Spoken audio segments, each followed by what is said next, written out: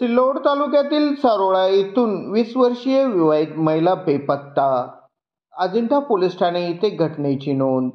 आज दिनांक 4 एप्रिल दुपारी 3:40 माध्यमांना मिळालेली माहिती अशी की सिल्लोड तालुक्यातील सारोळा येथील रवी गोपीचंद सोनवणे यांनी अजिंठा पोलिसात तक्रार दिली की त्यांची 20 वर्षीय पत्नी सपना रवी सोनवणे ही ब्युटी पार्लरला जाऊन येते म्हणून घरात बोलून बेपत्ता झाली आहे। सदरील महिलेचा सर्वत्र शोध घेतला मात्र ती मिळून आली नाही।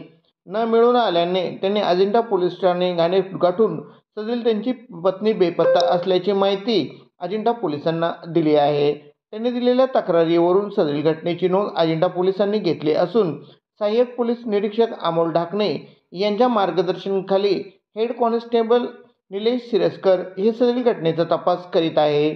सदरील महिला कोणाला दिसल्यास व महिले संदर्भात काही माहिती असल्यास अजिंठा पोलीस ठाणे यांच्याशी संपर्क करून सदरील माहिती द्यावे असे आवाहन पोलीस ठाण्याचे सहाय्यक पोलीस निरीक्षक अमोल ढाकणे यांनी माध्यमाद्वारे नागरिकांना केले आहे।